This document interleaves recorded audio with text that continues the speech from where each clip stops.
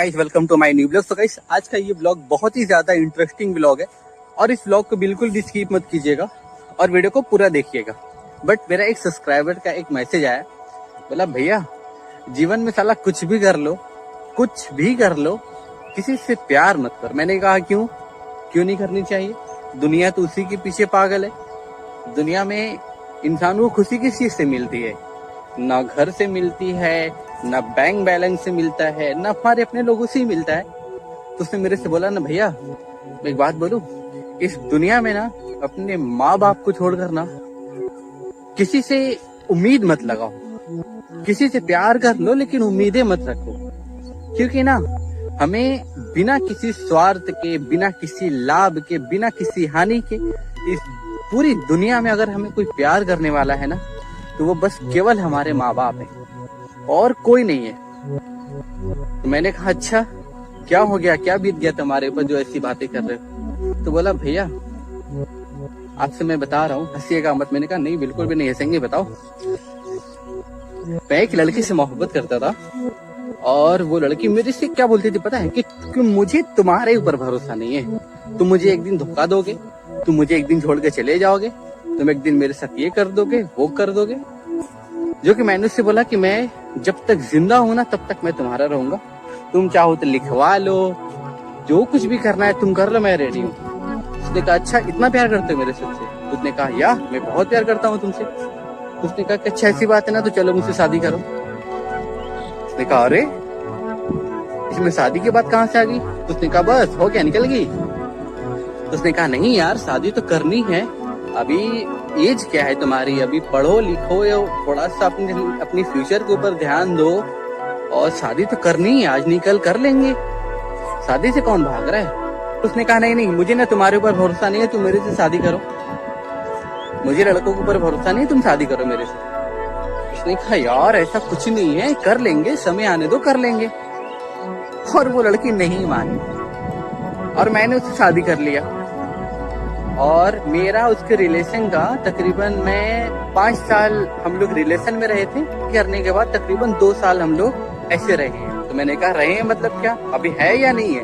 उसने कहा भैया पहले पूरी बात तो सुनो। मैंने कहा हाँ ठीक है सुनाओ।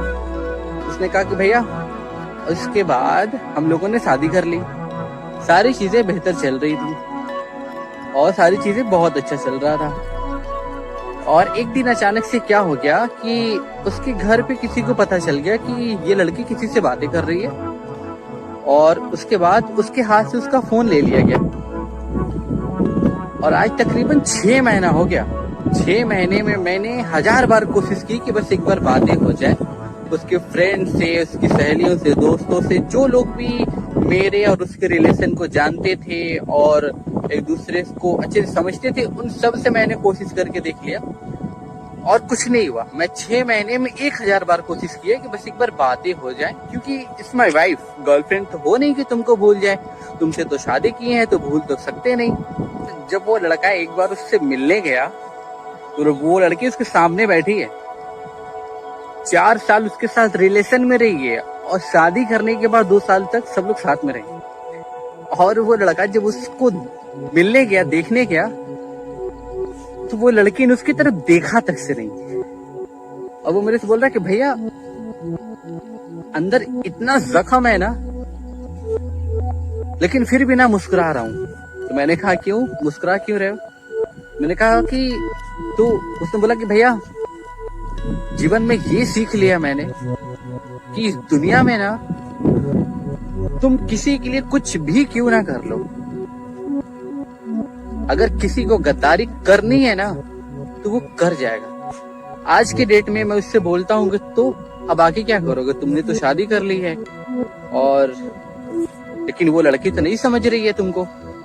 उसने कहा कि भैया बस यही कंफ्यूजन है कि अब आगे क्या करें, लेकिन उस लड़की को नहीं समझ आ रहा है। तो मैं उस लड़की से ये बोलना चाहूंगा कि मेरी बहन, अगर चारों कोने में अगर थोड़ी सी भी लाज और शर्म हया अगर बची हो ना, तो अगर नहीं रहना है साथ में फिर भी बातें कर लो और जो भी बातें हैं उसको खत्म कर लो, आगे कंटिन्यू रहना है नहीं रहना है ये आपकी मर्जी है, लेकिन एक बार आप उस लड़के से बातें करो। क्योंकि आप केवल अगर गर्लफ्रेंड होते तो शायद वो भूल जाता। आप शादी किए हो तो सिंदूर का लाज रखो। आप अकेले रह भी नहीं सकते। कल के दिन अगर आपकी शादी आपके घर वाले अगर आपकी करवाएंगे तो आप पहले से शादीशुदा हो। आप किसी से छुपा कर अगर शादी कर भी लोगे तो मुझसे एक बात बताओ, उस भगवान के सामने अगर खड़े होगे तो निगाह मिला पाओगे? ऐसा मत करो यार।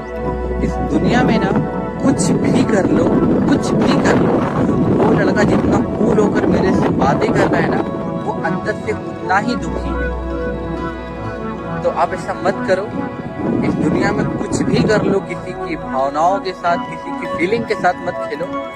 और अगर ये मेरा वीडियो आप लोग भी देख रहे हो तो अगर किसी से प्यार नहीं है या फिर आप केवल रिलेशन में रहना चाहते हो, शादी नहीं करना चाहते, तो भी साफ साफ बातें कर लो कि देखो हम रिलेशन में रहेंगे, हम हैं तुम्हारे साथ, सारी चीजें ठीक है, बेहतर है, लेकिन शादी नहीं कर सकते। आप पहले आ गए और उसके बाद लड़की उस लड़के को बोल रही मुझे तुम्हारे ऊपर भरोसा नहीं है। उसके भरोसे को जीतने के लिए उस लड़का ने ये दिखाने के लिए मैं तुम्हारा उससे शादी कर लिया, उसके बाद भी वो लड़की उसको छोड़ के चली गई। तो मैं तो बस इतना ही कहूंगा कि अगर आपको साथ में नहीं रहना है तो आप साफ साफ बातें कर लो कि देखो हम शादी नहीं करेंगे, साथ में है वो अलग बात है, लेकिन शादी वादी नहीं कर सकते। लेकिन शादी करके ना किसी की भावनाओं के साथ, शादी बहुत बड़ी चीज है। ये जो लड़की की है इसको नहीं समझ आ रही है, लेकिन इसको आगे समझ आएगी। लेकिन मैं आप लोगों से बोल रहा हूँ कि ऐसे लोगों से और ऐसे इंसानों से दूर रहो और किसी की फीलिंग, किसी की भावनाओं के साथ मत खेलो। और बाकी वीडियो अगर अच्छी लगी है तो वीडियो को एक लाइक कर देना और हमारे चैनल को सब्सक्राइब करके बेल आइकन को अच्छे से प्रेस कर देना। मिलेंगे